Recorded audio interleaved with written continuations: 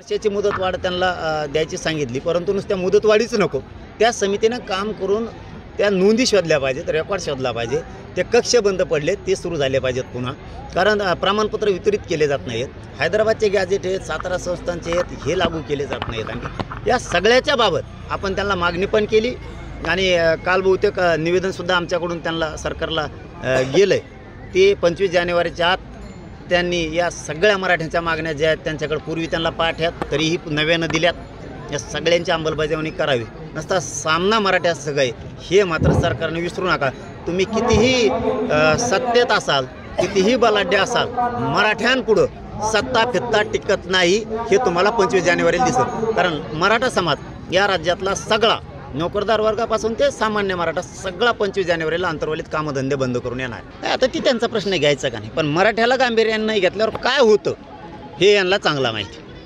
दोन्ही मुख्यमंत्र्याला माहिती आहे, उपमुख्यमंत्री दोन्हीला माहिती आहे, कारण अगोदर हेच होते पुन्हा तेच आहेत, फक्त खांदे बदलिले. दुपारून नांगराचा खांदा बदलिले तसं नुसतं खांदे बदलिले आहेत. फक्त इकाडी इकडे घातलेत आणि इकाडी इकडे घातलेत, काहीच फरक नाही. आमच्यात सरळ करायची ताकद आहे, दिसन त्यांना 25 जानेवारीला महाराष्ट्रात काय होतं.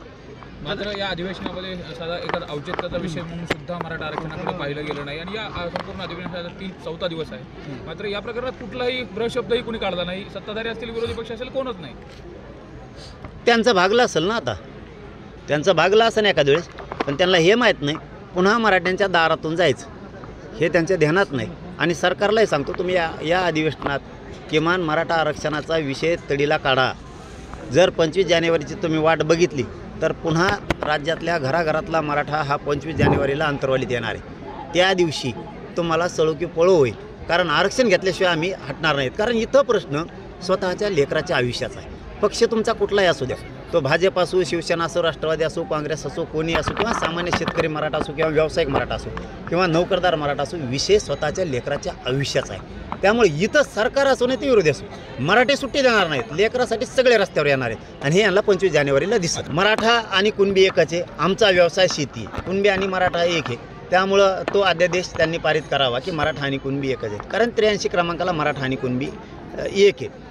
आणि हैदराबादचं गॅजेट आहे, सातारा संस्थांचं गॅजेट आहे, बॉम्बे गव्हर्नमेंटचं आहे, औंध संस्थांचं आहे. या गॅजेट तातडीनं लागू करायचे, कारण हैदराबादच्या गॅजेटमध्ये मराठ्यांच्या कुणबी नोंदी आहेत. सरसकट मराठवाड्यातला त्यामध्ये बसतोय, सरसकट सगळ्या स्वरीची अंमलबजावणी करायची त्यांनी शिंदे समितीचे मुदतवाढ देऊन शिंदे समितीला रेकॉर्ड शोधायला लावायचा आहे, कक्ष स्थापन करायचे, त्याला मनुष्यबळ द्यायचं आहे, अभ्यासक पण द्यायचे आहेत, मोडी लिपीचे, उर्दूचे, फारसीचे हे अभ्यासक पण द्यायचे आहेत. त्यांनी सांगितलं होतं सरसकट राज्यातल्या केसेस मागं घेऊ, या सरसकट केसेसही त्यांना मागं घ्यायच्यात. अशा त्यांच्याकडे 8, 9, 10 मागण्या आम्ही दिलेल्या, त्या सगळ्या मागणीची अंमलबजावणी त्यांनी तातडीनं करायची 25 जानेवारीच्या आत.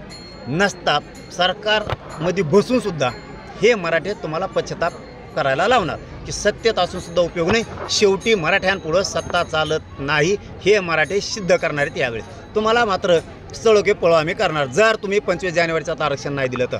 SP साहेबांशी, कलेक्टर साहेबांशी बोलणार आहे, बीडच्या आजी साहेबांशी पण बोलणार आहे. आज किंवा उद्या मी सरकारशी सुद्धा बोलतो या विषयावर. आता कारण आता 10-12 दिवस होऊन जर तुम्ही आरोपीला पकडत नसाल तर मग इथं असं शंका येते आता की काही नेत्यांच्या दबावामुळं पोलीस प्रशासन जाणून बुजून तर आरोपीला पकडत नाही आहे ना, अशी शंका यायला लागली. आणि ती पोलीस बांधवांनी येऊ देऊसुद्धा नाही, कारण शेवटी जर मराठ्यांच्या लक्षात आलं की जाणून बुजून आरोपीला पकडलं जात नाही तर पुरा मराठा समाज रस्त्यावरती उतरणार आहे.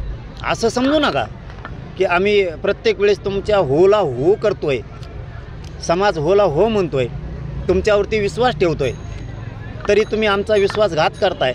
आणि असं वारंवार मग आता आम्ही लई दिवस वाट बघणार नाही, नाविलाजानं मग आम्हालाही रस्त्यावर उतरावं लागेल. हे पोलीस प्रशासनानं आणि मुख्यमंत्र्यांनी लक्षात ठेवणं गरजेचं आहे. नक्कीच पाहायला गेलं तर याच्यामधील जे PSI आहेत राजेश पाटील म्हणून त्यांच्या आणि आरोपीचा एक शिवी फोटो समोर आलेला आहे. पोलिसांना असं आरोपी करा म्हणून अशी मागणी करण्यात येते, मात्र कुठे तसे हालचाली दिसत नाही. याच्यामध्ये जे असतील नुसते एकच नाही, मग त्याच्यात कुणी पण असू दे, नेतेन फेतेन कोणी पण असू दे, त्या चौकशीमध्ये जे आढळून येणार आहेत त्या सगळ्यांवरती तातडीनं कारवाई करून तुम्हाला त्यांना अटक करून कायमचं जेलमध्ये डांबावं लागणार आहे. जर एकदा मराठ्यांचा संयम सुटला किंवा पोलीस प्रशासनावर, सरकारवर असलेला विश्वास एकदा जर ढळला तर मराठे मात्र 100% रस्त्यावरती येणार आहेत. आणि तुम्हाला जाहीरपणानं सांगतो, जर मुख्यमंत्र्यांनी यांनी लक्ष घालून त्या कुटुंबाला न्याय देण्यासाठी आरोपींना जर लवकरच अटक नाही केलं तर त्या कुटुंबाचं मॅटर आपण कधीच दबू देणार नाहीत, कारण तो आमचा पण भाऊ आहे. हां, सुट्टी नाही.